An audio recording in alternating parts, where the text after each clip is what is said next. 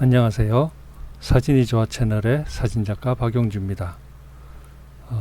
카메라를 가지고 계신데 사용법을 잘 모르신다거나 어떻게 하면 사진을 좀 더 잘 찍을 수 있을까 하는 완전 초보자를 위한 사진 촬영 강좌를 시작하게 되었습니다.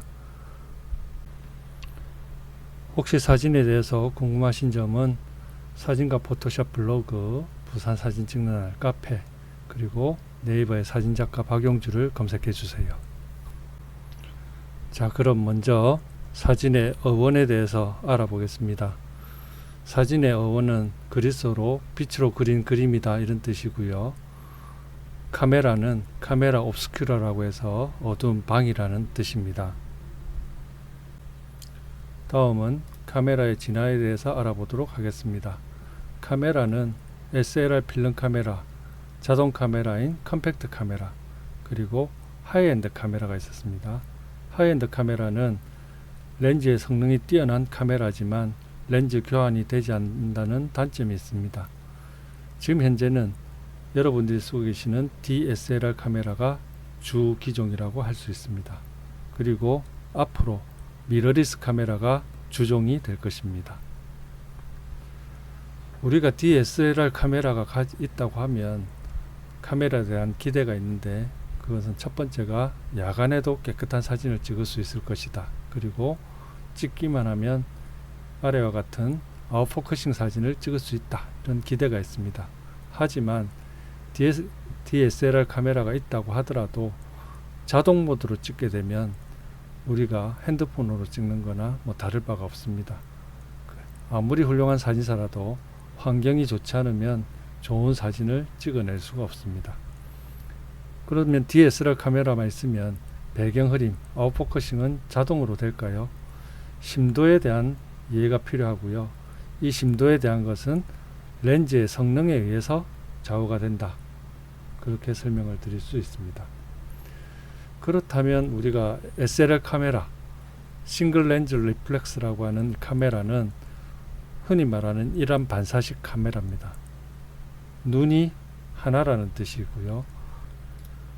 렌즈 한 곳을 통과한 빛이 거울에 의해서 사람의 눈으로 촬영하는데, 이 벤타프리즘이라고 하는 오각형을 통해서 우리가 눈으로 직접 사물을 보면서 촬영할 수 있게 되는 것입니다. 그렇다면 DSLR 카메라는 여기서 디지털 방식만 가미가 된 카메라를 말하는 것입니다.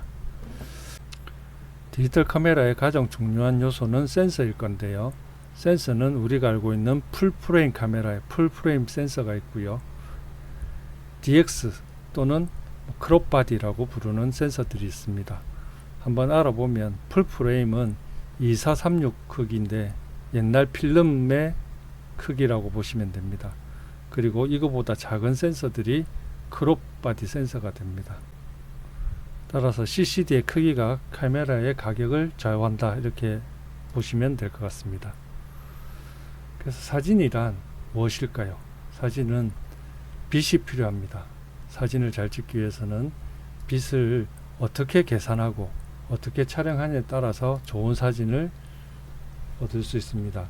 그러면 좋은 사진을 찍기 위해서는 반드시 빛을 이해하는 게 필요하다 보시면 될 것 같고요. 좋은 사진을 찍기 위해서는 세 가지 수칙이 있습니다. 이것을 노출이라고 하는데요. 첫 번째가 조리개. 조리개라는 것은 렌즈에 붙어 있는 것이고요. 빛을 받아들이는 구멍의 크기가 조리개의 크기다, 그렇게 보시면 되고, 두 번째가 셔터 스피드, 빛을 받아들이는 시간입니다. 이것은 카메라에서 조절을 하실 수가 있습니다. 그리고 마지막으로 ISO 감도라고 있는데 빛에 반응하는 센서의 민감도입니다. ISO 수치는 100부터 125,000 여러가지 수치가 있지만, 수치가 높으면 높을수록 거칠거칠한 이미지의 사진이 찍히게 됩니다. 야외에서 같은 장소에서 같은 시간에 찍은 사진입니다. 셔터 속도와 조리개에 따라서 아웃포커싱 효과가 나타나는 경우가 있고, 또는 둘 다 또렷한 이미지의 사진이 찍히는 경우가 있습니다. 여러분들이 원하는 사진은 어느 정도의 흐름이 있는 사진인지 보시고 이런 사진들을 찍기 위해서 노력하셔야 될 것 같습니다. 다음은 카메라의 모드입니다.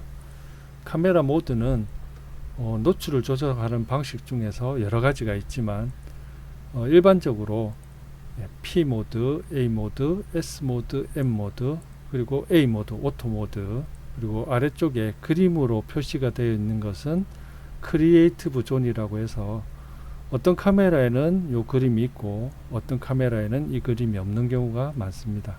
주로 아마추어 기종에는 크리에이티브 존이 존재하고요. 전문가 존에는 크리에이티브 존이 없습니다. 우선 A 모드, 니콘에서는 A 모드가 되고요. 캐논에서는 AV 모드라고 합니다. 조리개 우선 모드인데요. 조리개를 사용자가 고정해 놓은 상태로 카메라가 적정한 노출을 찾아서 사진을 찍어주는 모드가 되겠습니다. 아웃포커싱이라든지 풍경을 찍으실 때 A 모드로 쓰시면 되겠습니다. 그럼 S 모드, 셔터 우선 모드입니다. 캐논에서는 TV 모드라고 합니다. 셔터 스피드는 사용자가 고정해 놓고 카메라가 조리개 값을 자동으로 조절해서 사진을 찍어주게 됩니다. 패닝샷이나 장노출 사진이 여기에 해당되게 되겠습니다. 그리고 M 모드는 매뉴얼 수동 모드입니다. 조리개, 셔터 스피드를 모두 사용자가 정해놓은 대로 카메라는 촬영을 해줄 뿐입니다. M 모드를 쓰기 위해서는 조리개와 셔터에 대한 이해가 필요하고요. ISO는 자동 또는 수동으로 조절하셔서 사진을 찍으실 수가 있습니다. P 모드는 프로그램 모드로서 카메라가 적절한 셔터 스피드 범위 내에서 조리개 수치를 자동으로 조절합니다. 하지만 사용자가 조리개 수치를 어느 정도 조절해 가면서 촬영하실 수 있는 모드가 되겠습니다. 그리고 A 모드, 오토 모드는 카메라가 조리개, 셔터 스피드, ISO 등을 모두 알아서 조작해 줍니다. 사용자는 그냥 셔터만 누르는 단계가 됩니다. 이렇게 찍는 것은 DSLR 카메라 찍는다 하더라도 자동 카메라 찍는 거하고 다를 바가 없습니다. DSLR 카메라 선택은 굉장히 중요한데요.